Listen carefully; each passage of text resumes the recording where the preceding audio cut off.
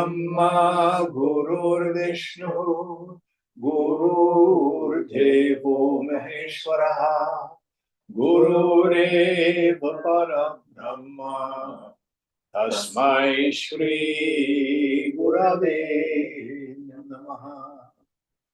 Chinmayam Vyapyat Sarvam Trilokyam Sacharacharam Tatpadam Darshitam Yena Tasmai Shri Gurave Namaha.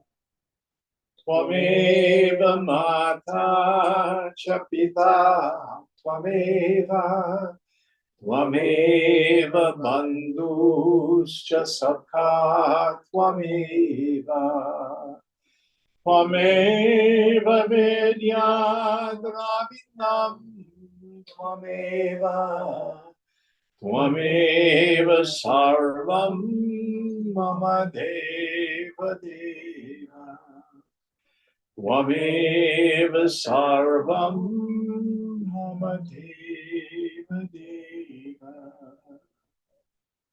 Jai Guru. Om Sahana Bhavatu Sahana Bhunaktu Sahaviryam Karavavahai Tejasvinavadhitamastu ma vidvishavahai. Om Shanti Shanti Shanti.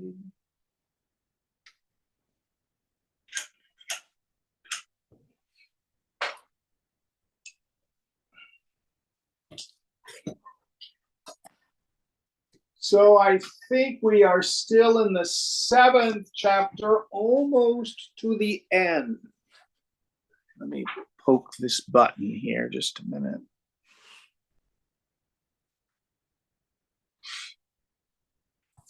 Can someone where we are? It's 29, I think, verse 29. Oh, we've only got 1 or 2 more.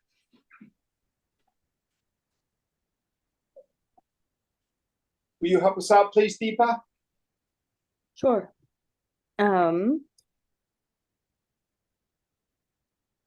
Jara marana mokshaya mama shritya yatanti ye te brahma tadvidut kritsna madhyatmamam karma chakhilam. Those who strive for liberation from old age and death, taking refuge in me, they realize in full that Brahman, the whole knowledge of the self and all action. So prior to this, he's talked about those who worship the Devas, go to the Devas. Those who worship me, come to me. What is the deeper meaning of this? Here, the Devas are the presiding principles over the various fields of human endeavor. So it can be the IT god, it can be the cooking god, or the social justice god. So whatever it is that you put your energy into, that's your worship, and you go to that.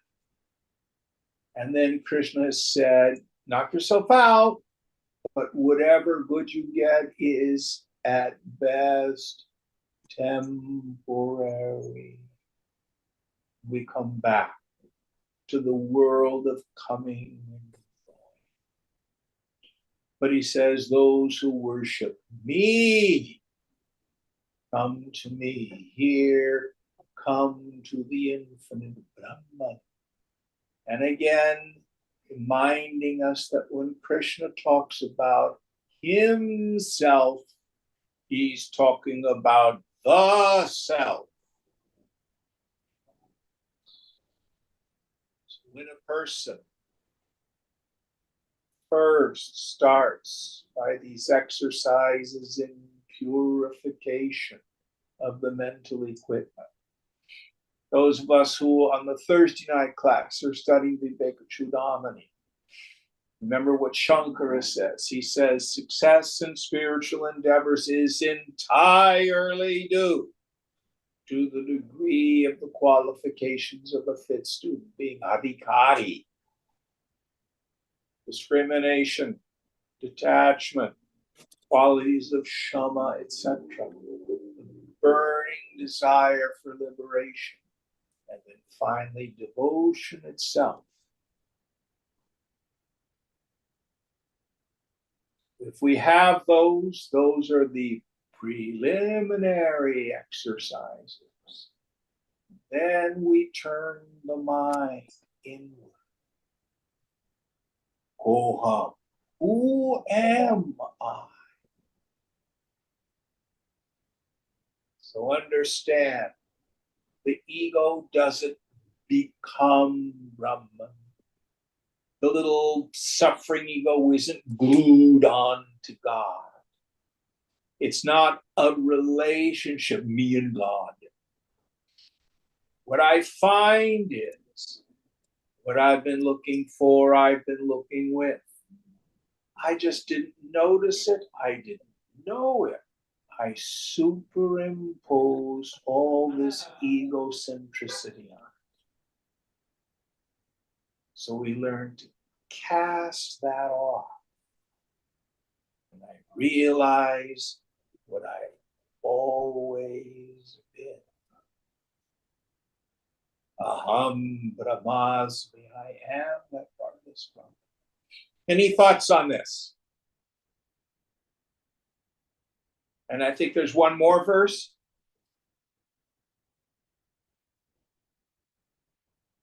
Deepa? By one more verse, you mean like there's one more In the chapter? the chapter, yes. Yeah. Sadi bhutadi devam mam sadi yagyam cha ye viduhu prayana kale picha mam te vidur yukta chetasaha. Those who know me with the Adi Bhuta pertaining to the elements, the world of objects, Adi Daiva pertaining to the gods or the sense organs, and the Adi Yajna pertaining to the sacrifice, all perceptions, even at the time of death, steadfast in mind, know me. So, when we are approaching the whole science of self-knowledge, we must answer three questions. First, who am I? We do this through the process of discriminating between the self and the not self, the subject and all the objects. I'm not the body, I'm not the prana, I'm not the feelings, I'm not the thoughts. I'm that witnessing consciousness. Second question, what is this world? And then Vedanta says, this world is not created. This world is Brahman itself. We fooled you. There is no not self. What we call the not self is the self, and the names and forms come about by means of imagination. It's all God. It's all perfect. Sarvam kalvidam brahma. Sarvamidam, all this kalu, verily is Brahma. So these three terms, Adi Bhutani, or Adi Bhaudika, how does he say it? What's the term he uses? Adi Bhuta. Adi Bhuta, Adi Daiva, and Adi Yajna. Yeah, Adi Bhuta means the essence of what the elements are, meaning the phenomenal world. The person who sees that it's all Brahman. Adi Daivika, meaning the sense organs. What is the knowing? and all fields. That too is the play of consciousness. And who is the knower?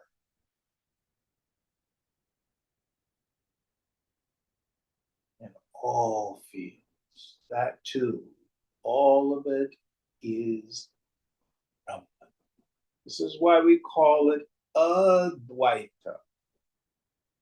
It seems like it's multiple too, me and stuff, but it's not. It looks like stuff, but it's not stuff. It's all Brahman. Just like when I go into the bathroom and I look in the mirror. It's not mirror plus an image. What appears as the image is actually just the mirror. It has the nature to have images in it. So the essence of this chapter, what is this world? We reconcile these two scriptural statements. Brahma Satyam Jagan Mithya. Brahman alone is real. The phenomenal world is Mithya, illusory. And then the other statement, Sarvam Kalvidam Brahma. All this is verily Brahman. The names and forms come about like the images in your dreams. You are the God of your dream. The process whereby you create people, places, things, and conditions in your dream, I call it mini Maya. The infinite brings about all this in the same way. Just as whatever goes on in the dream never touches you, the waker, so also all the various conditions, positive and negative, interpreted by the human mind, never touch the substrate which you and I experience as aham, I.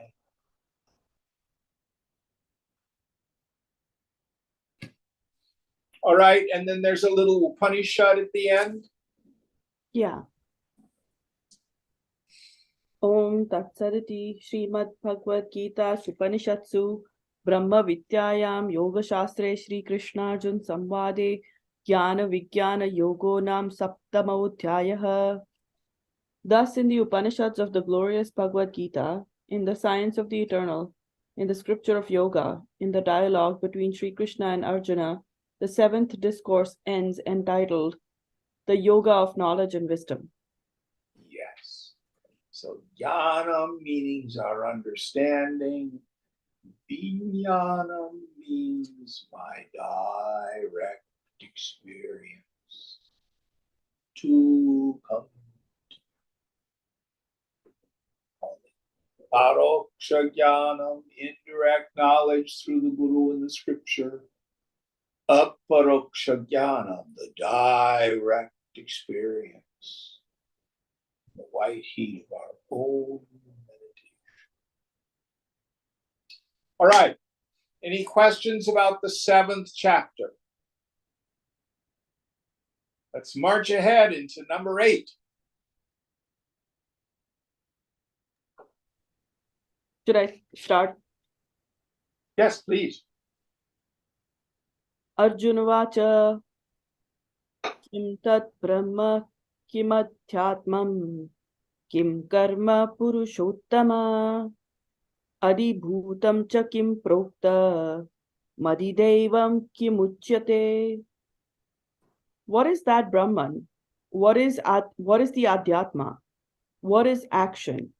O best among men, what is declared to be the Adibhuta, and what is Adidaiva said to be? So here Arjun has a question mark on his forehead.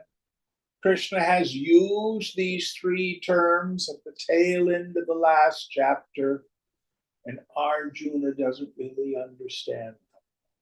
So this is a literary device that Vyasa uses to go into depth about the meaning of these three terms. What is the meaning of action and sacrifice? All going on.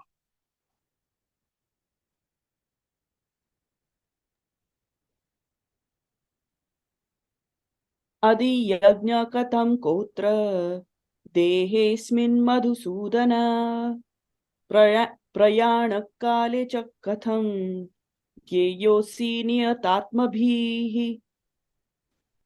Who and how is Adi Yajna here in this body, O destroyer of Madhu? And how, at the time of death, are you to be known by the self-controlled? So Adi Yajna here means the essence of sacrifice. And now what Gita is going to talk about is what yoga posits as the experience of death and dying and the beyond for the yogi and the ordinary person. What happens when we die?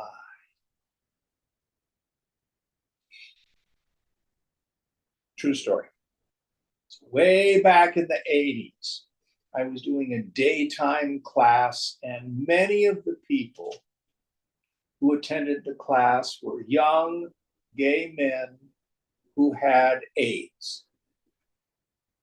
And not everybody did, but there was one guy, he was a young man named James, and he was getting pretty sick. We were very honest in that class. Another person in the class said, James, what's it like to be dying? And he laughed and laughed. And he said, we're all dying. He just had a better idea of when it was going to happen. It's the only difference. In the span of 1,000 years, when you go at 40, 50, 60, 90, it's a make a difference. Another true story. I had a student who was a pretty committed hatha yogi, sitting right over there on the couch, and he'd been reading these books about some of these yoga masters of the Himalayas who are able to raise the kundalini and bring it up out through the sushumna, and they're able to live for 400 years. And he says, I really want to do that. I said, well, first thing, I've got some sad news for you. You're going to have to give up having sex because all that energy has to be transmuted. And I said, more importantly, what happens at year 401? You're dead. You're dead.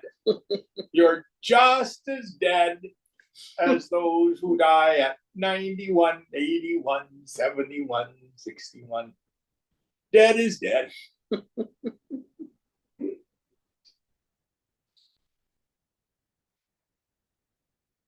You're going to die. Sooner or later. Back in the second chapter, Krishna says, why grieve over the inevitable? But how do I live my life intelligently? First and foremost, to maximize the quality of life in this very life. And now Krishna is going to talk about what happens when a person dies. So let's go into a bit of a review of what I call spiritual anthropology. What is the person and what happens to it?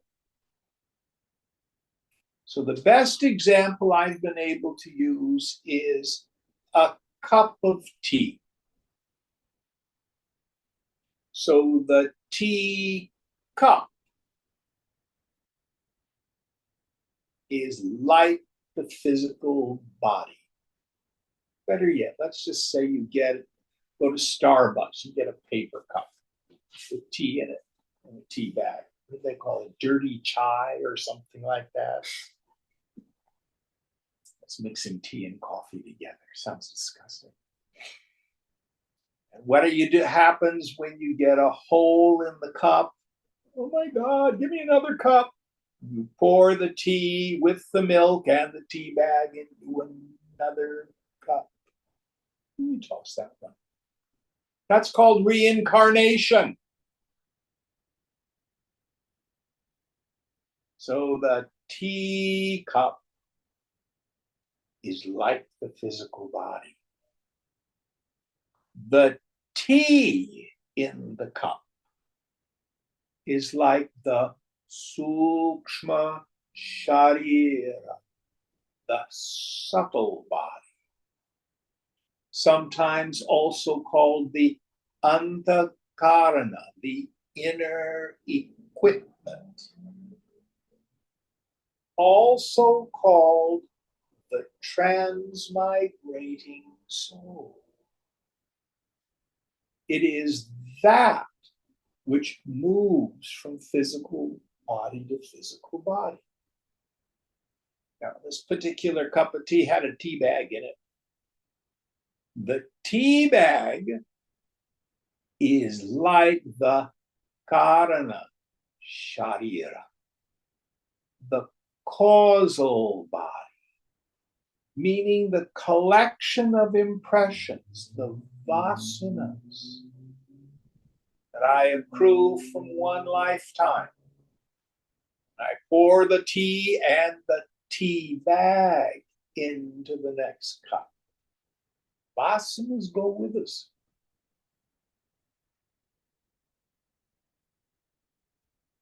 Now, listen carefully.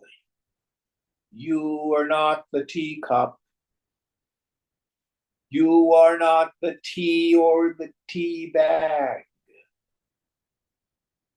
You are the space in the cup. So if I have a cup of tea and I break the cup, what happens to the space in the cup?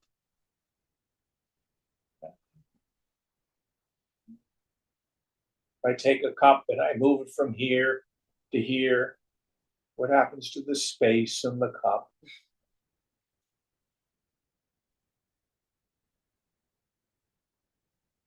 So you are never born.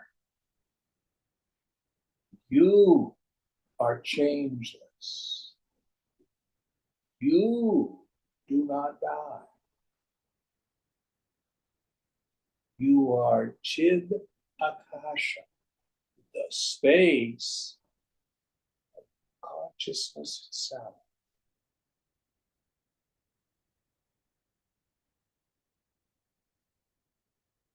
But, and it's a big but, if in my mind I don't know that, then I am caught up in what the scriptures call adhyasa. Who remembers what adhyasa means? Superimposition. In the subtle intellect, I attribute to myself the qualities of the not self. Primarily, I think I'm my body, or I think I'm my body plus the subtle body. Even though myself is always safe, not know it in my intellect. And that causes me to be fearful, to fear change, to fear loss of control, to fear the loss of things I hold dear, and yet to fear death itself. That's the problem. So it's like the person who builds a house. What does he build it for? To protect space. And in time when the house falls down, he cries. He does not grieve the loss of the house. He grieves the loss of space. And I can prove this to you. So if you look into a photo album where you've got a picture of yourself as a child, who has photos of themselves at 9 or 10 or 15? Who's got that? Where is that body? Gone. It's literally dead. Down the toilet, down the drain. Literally.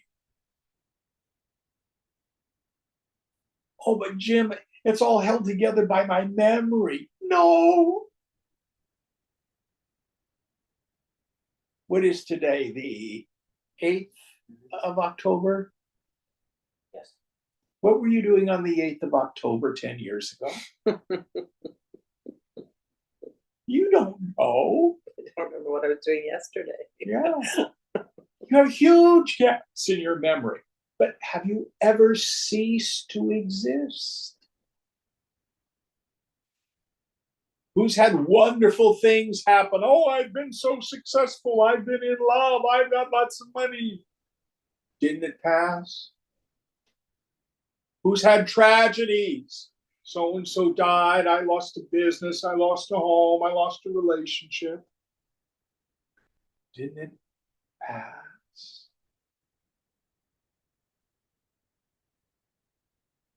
But you do not pass.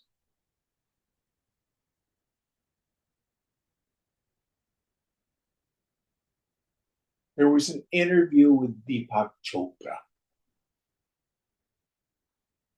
Someone had mentioned that the opposite of death is life. Dr. Chopra says, no, the opposite of death is birth. There is no opposite to life. You are life itself. You are being.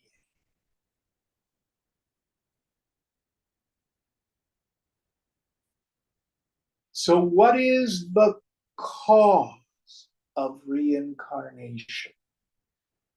The physical body is essentially an instrument for the garnering of experience, for the satisfaction of desire. I like to use this example. If I live here in the San Francisco Bay Area and I want to go to Hawaii, I can take an airplane, I can go on a boat, but I cannot take a train and I can't drive there. I have to have the right vehicle to get there. If, on the other hand, I want to go to Reno, I can drive there, maybe take the train or a bus, and take a boat. You have to have the right vehicle. So, after we die, we go to various Actually, they're called lokas. Loka means world or peoples. It's like a vibrational level. We kind of work out some of the leftovers of this lifetime. When the physical body drops away, the grosser part of the mind drops away. Subtle body and the vasanas are still there. And then we basically ask the question, well, that didn't work out that well. Maybe it would be better if. Or we may think, oh, that was such a terrible thing I did. I really regret that. So we think, oh, maybe I'll come back and have that done to me. An effort to atone. All sorts of reasons. And then according to those desires for experience, we are born into the perfect home with the perfect parents in the perfect cultural situation to fulfill that karma. At the end of the life, well, that didn't work out so well. Maybe I should try this. And that's what we call the karma chakra, the wheel of karma. And the scriptures say we've been going round and round and round. Millions of lifetimes. But that wheel of karma is not the only impulse. There's also the dharma. What is the dharma? The nature of a thing, the essence of a thing without which it would not be the thing that it is. The dharma of a human being is God consciousness. It's self-realization.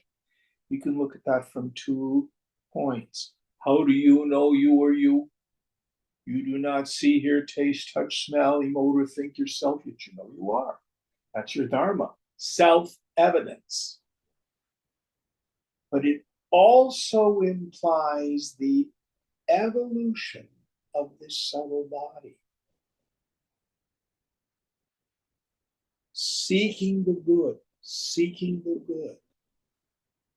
Where do I find happiness? Where do I find real fulfillment?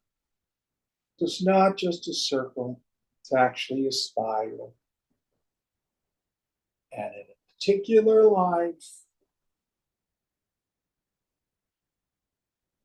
begin to awaken to the possibility. Maybe God's the answer, whatever my problem is. Begin spiritual practice.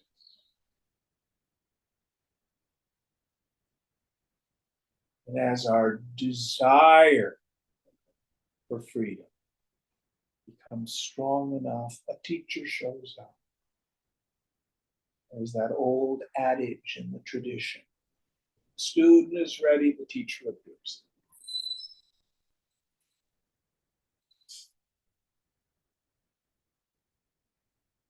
And we ask these profound questions. Why am I suffering? What is it? What's my bondage and how do I get out of it? Who am I really? What is this world? How is it come about?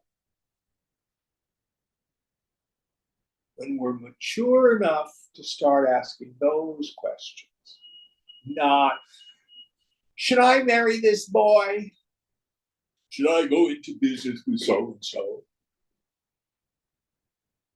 You can ask those questions. The Guru may answer them to the best of their ability. Those aren't the real questions asked. It takes us a while before we ask the really important question.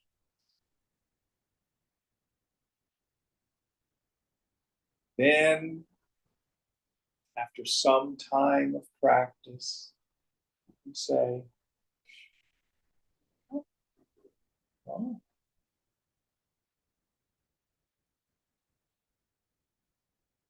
It never was a person. It was just a very long, very vivid dream. So, with this in mind, any questions about this understanding of what I call spiritual anthropology? Now, you do not need to believe in reincarnation to get value from Vedanta. You can just truncate the whole thing and use it metaphorically for one life. So you had one incarnation, as it were, living at home with your parents. Then you had another incarnation when you went to school. Then another incarnation when you started your work life. And maybe another incarnation when you got into a relationship. You can look at the teachings simply from in that viewpoint. It's just as valid. All right. Deepa, next verse, please.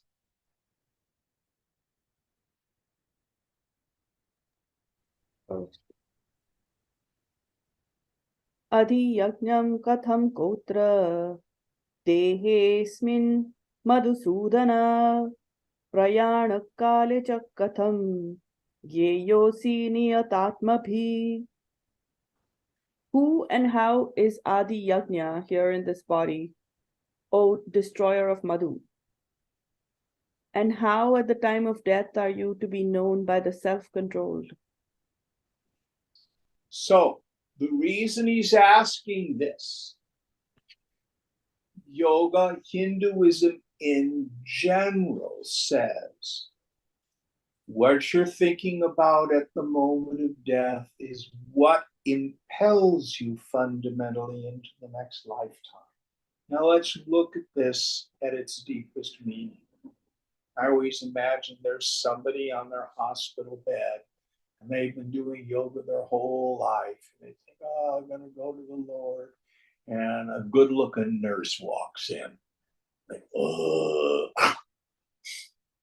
are they doomed?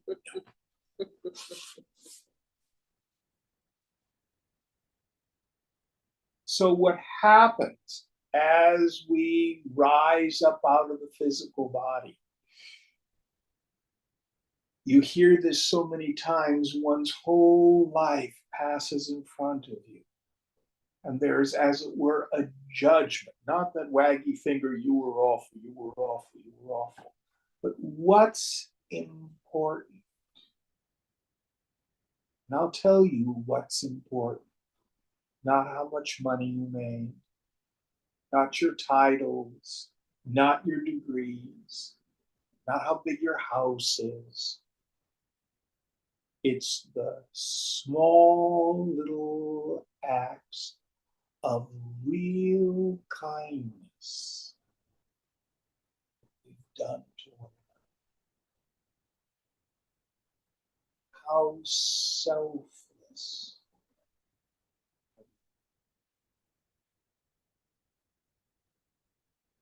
That's what's important. Now, this state of the mind at the time of death is built through a lifetime. You can't cram for finals.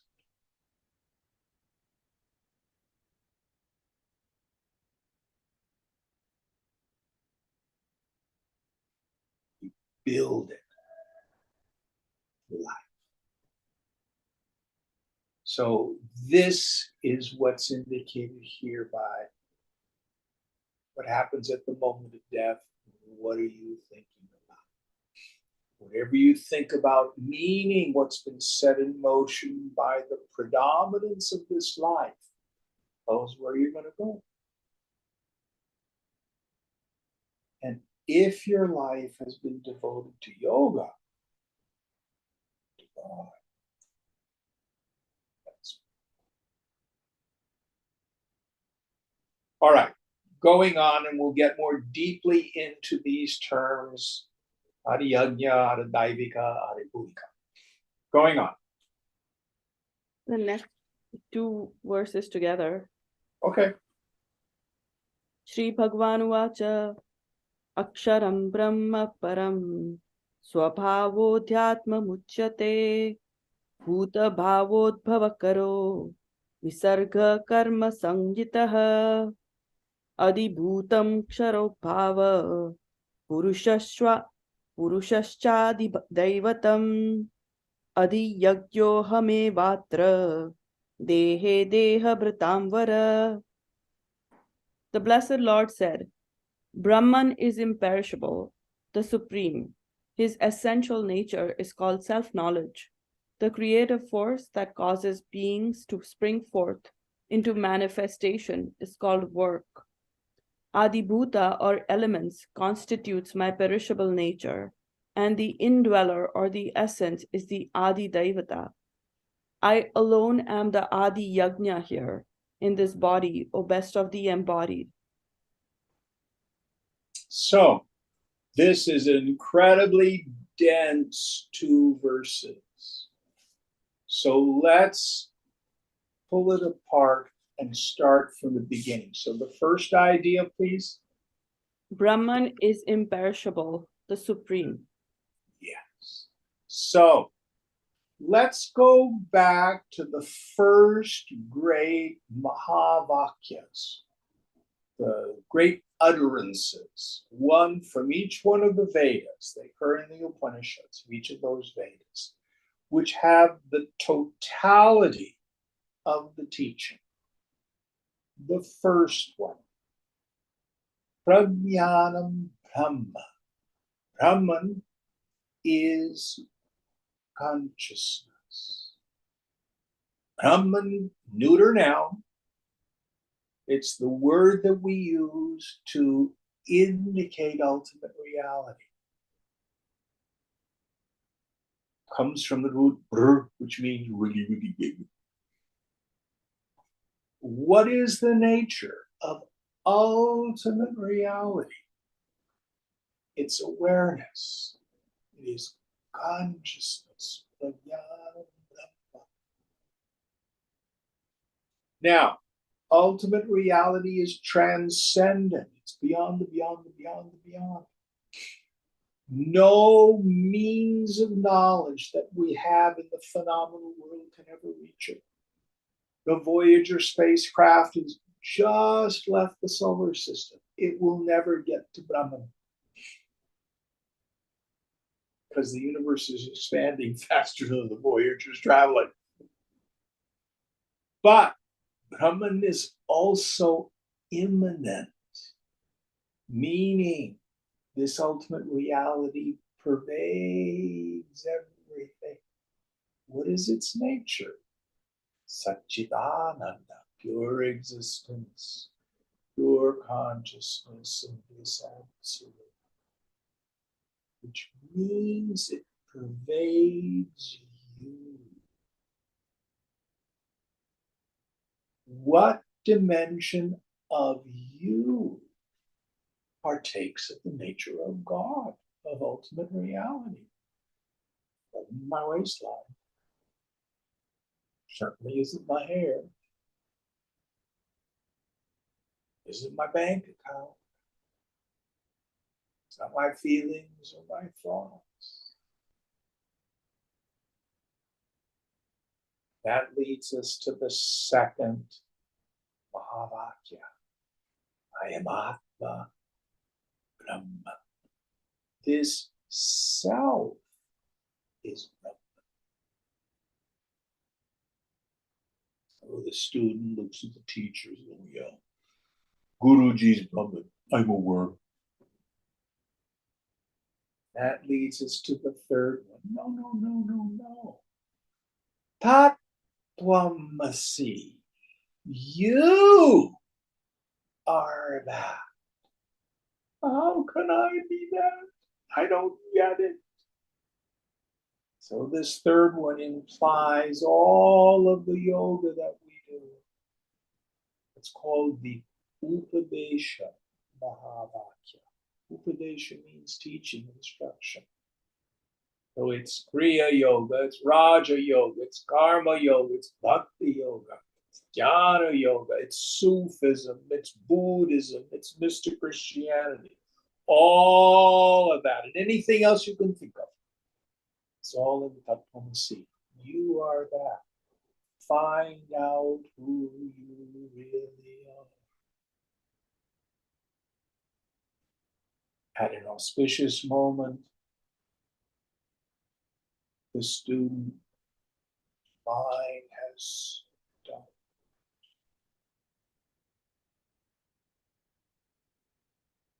Wakes up. Personal sense of self is just gone. And the great exclamation is not, oh, I'm a realized person now. Come touch my feet.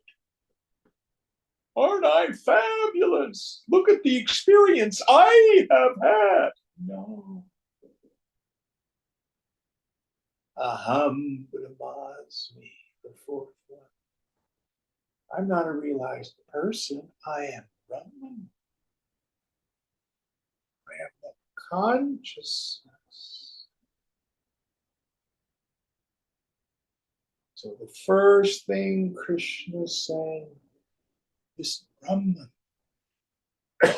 is perfect. It's immutable. It's a changeless reality. It's what's real. Next idea. His essential nature is called self-knowledge, the creative force that causes being. Wait. What? Going too far. Its essential nature is self-knowledge. This is so important. Many of us think what's going to happen is I'm going to have an experience of the self. Be in meditation. All of a sudden, the light's going to appear. Oh, the self. No, I'm going to go to Burning Man, drop LSD or ecstasy. I'm feeling one with everything. No. Remember what we said about God being immanent. That means you already are experiencing it all the time. We gain nothing new. We just got a whole bunch of stupid ideas we've got to get rid of. How do you know you are you? We know the world through what's called the triple factor. I, Jim, see the coffee table. I, knower, seeing, means of knowledge, coffee table, object of knowledge, and go through the whole phenomenal world. Got knower, knowing, and knowing. The subtle world. I, Jim, through manas, mind, no feelings. I, through buddhi, intellect, no thoughts. How do you know you are you? You do not see, hear, taste, touch, or smell yourself. Just like, well, this is me. No, that's your body. Your body is an object of awareness.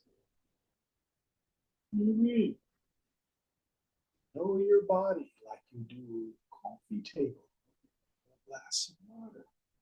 You are aware of it. You are not your body.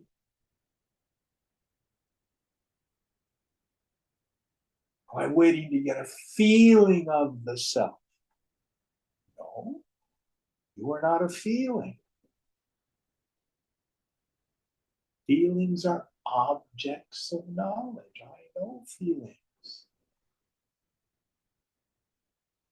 You're not an idea. Does that mean I don't exist? I don't know. Do you exist? Are you you? No. How do you know? I don't know. I just am. Yes. Self-evident. Swayambhu. Self-luminous, self-shining. Swayam Jyoti. The self is its own means of knowledge. The tripity, the triple factor is merged into me. I am the knower. I am the means of knowledge. I am that which is known. And listen carefully. You're knowing it all the time. When are you ever not you?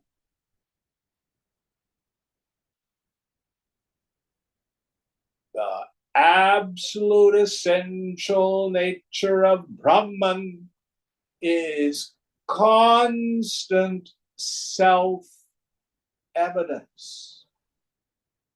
Oh, that's nice for Brahman out there. No, I am Atma Brahma.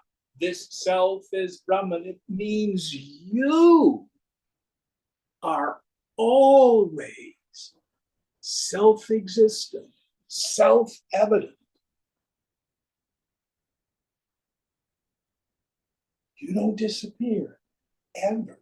I'm a Shunyavadan Buddhist. I don't have any self. Ultimate reality is nothing. Have you experienced this? Oh, yes. I went in deep meditation and I disappeared. Who was aware of the disappearance? Something disappeared. Certainly your ego disappeared. But ultimate reality, the ground of being, your Buddha nature, did not disappear. You are eternal. Self-evidence is your nature. Now, in the subtle intellect, if all of a sudden you're going, oh, I think I get it. It's always me. That aha is when the buddhi is starting to wake up. It does not change yourself. Both bondage and liberation occur to the mind. Self is ever free. And the only real, eternal, permanent knowledge with a capital R, real, is the self-evidence of I. Cosmic joke, everybody already has it. That's my problem, my stupid mind.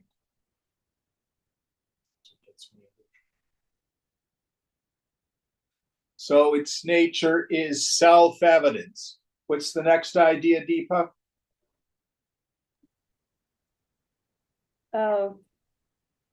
The creative force that causes beings to spring forth into manifestation. Okay. Oh, this is great.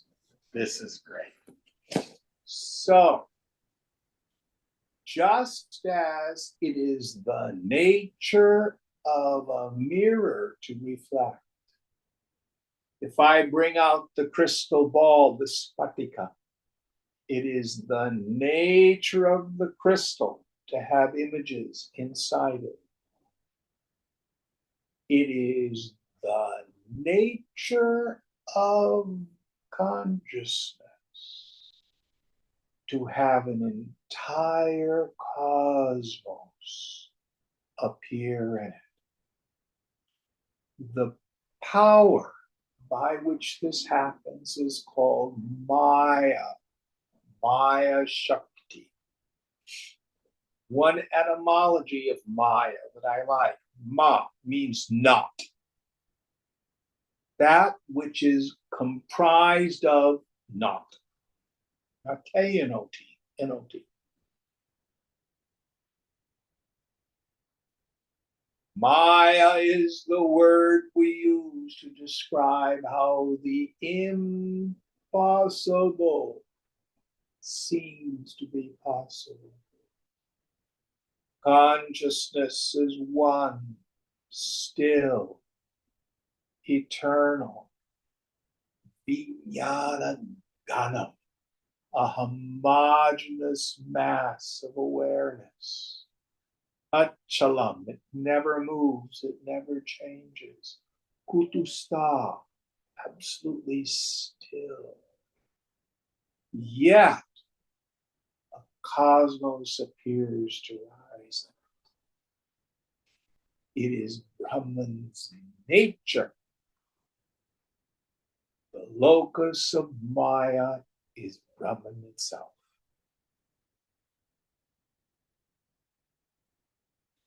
And individual beings, the you and me, the worms and the germs, the dogs and the frogs, the aliens, if they're out there, the galaxies and the black holes, all of it comes forth the means of the mysterious power of the infinite. Maya Shakti. Next idea.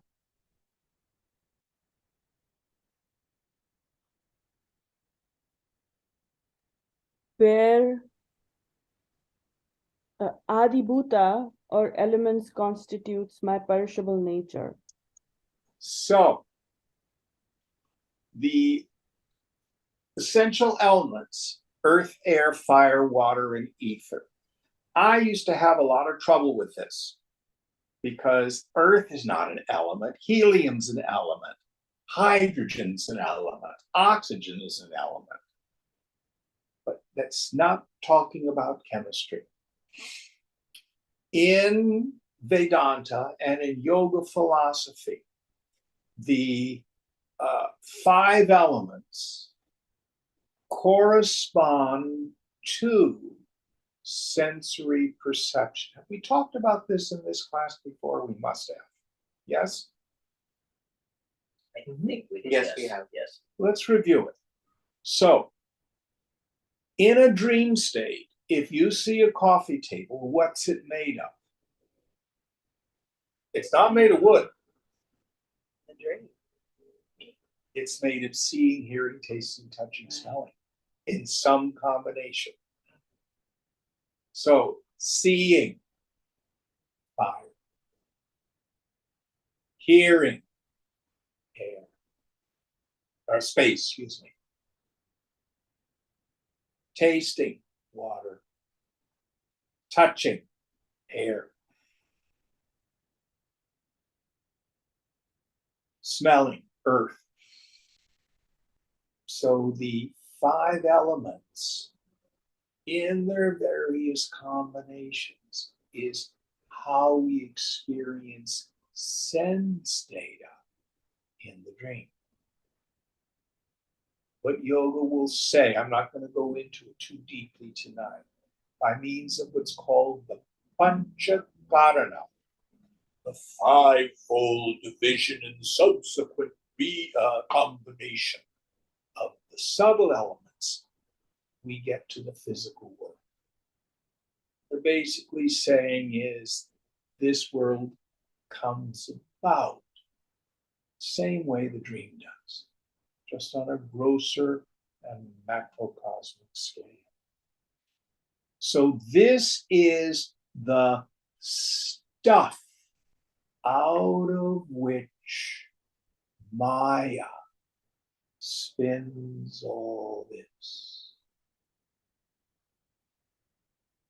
The best metaphor I've been able to come up with this, it's like sunlight strikes a prism, and on the white piece of paper, you get the spectrum. The spectrum is nothing but the sunlight being refracted. Consciousness functioning through So Maya shows up as the 5 elements, which then in turn become the people, places, things, and conditions of this phenomenon. Next idea.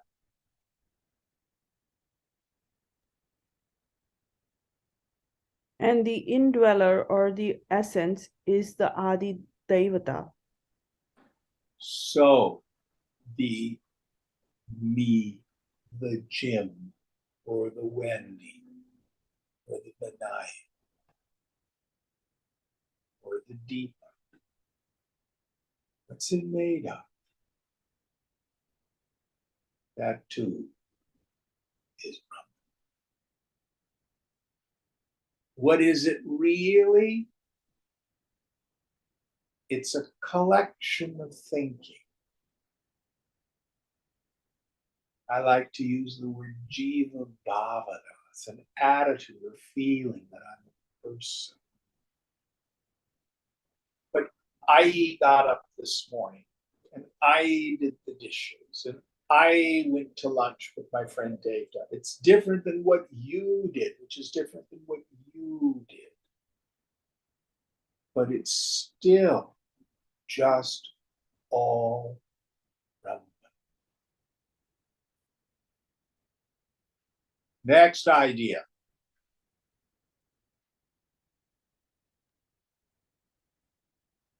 I alone am the Adi Yajna here in this body, O best of the embodied. So I am the essence of sacrifice, yajna. And we talked about this back in chapters 4 and 5. Meaning, where does the buck stop? Who is the ultimate knower? Every being in every field of experience. That is consciousness itself. Next idea. That's the end of it, Jim. All right, next verse. Any questions about that? This is all mystic symbolism. It's all allegory. But what it's endeavoring to do is explain to us how this world comes about. What's the essence of the human being in it? Language falls short. I don't want to say my relationship to it because it's not really a relationship. It's all Brahman. All. Next verse. Antakale cha mameva smaran muktva kalevaram yaprayati samadbhavam yati nastyatra samshaya. And whosoever, leaving the body, goes forth remembering me alone at the time of his death, he attains my being. There is no doubt about this. Yes. So we talked about this in the beginning. Who at the time of death has their mind fixed on the intimate. The body drops away and goes back to the gross elements. The subtle body drops away and goes back to the subtle element. I alone remain.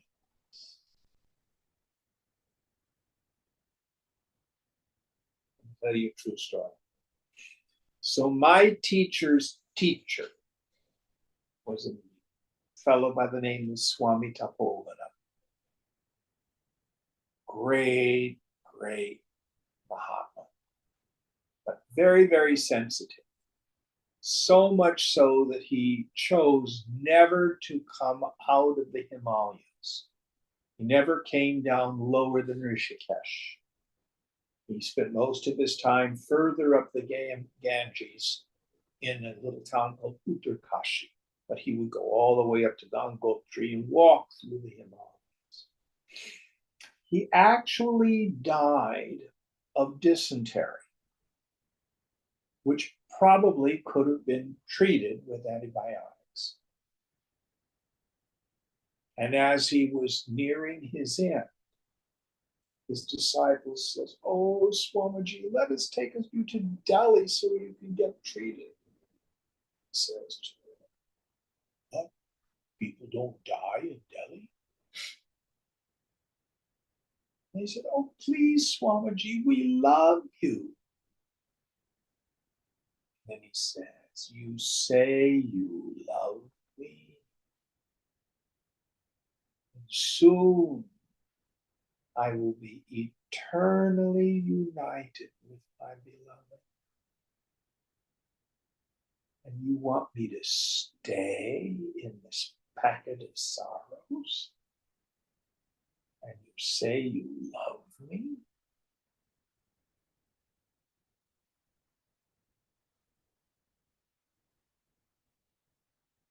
What a different attitude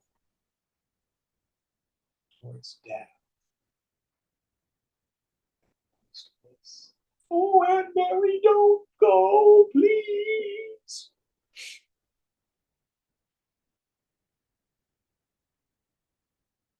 See people hanging on, fear of dying.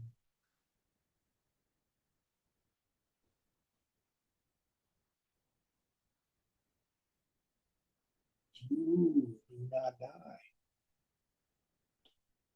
But if ignorance still covers the mind and we have a subtle body filled with vasana, desire,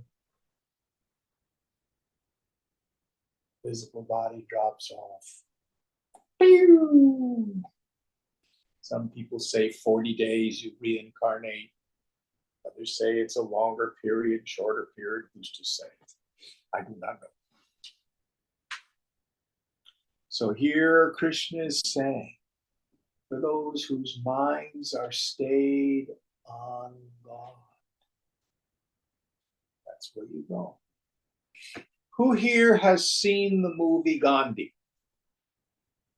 So when he is shot at the end of the movie, in the movie, you hear Ben Kingsley's voice go, "Oh God." And then that scene cuts, and then you see the funerary pyre and stuff like that. It's not really what happened. Gandhi's mantra was Ram. And when he was shot, he started to chant his mantra.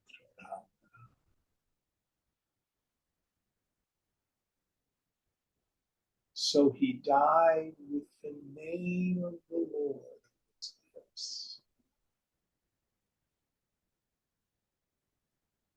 endeavoring to fulfill the suggestion that what Krishna gives us, this verse of the Gita. Now, more important, if you have lived your life to the best of your ability, your mind has been fixed on God. Don't worry about it. It's your last thought. My teacher, Swamiji, had a massive heart attack, was rushed to the hospital and almost immediately put under general anesthetic. They worked on him for hours. Dead. Where was his mind at the moment of death? In general anesthetic. Don't worry about it. But we build those final thoughts for our life. So we want to see this with its implied meaning. Can't live your life as an extroverted rascal, and as you're just getting ready to die, you hire a pujari to come in and read Gita verses to you. It's not how it works.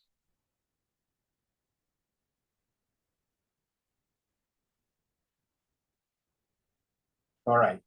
Any thoughts on this? Oh, it's a lot. Om Purnamada Purnamidam Purnat Purnamudachyate Purnasya Purnamadaya Purnameva Vashishyate. Om Shanti Shanti Shanti. Hari Om Sri Guru Pyo Namaha. Hari Om.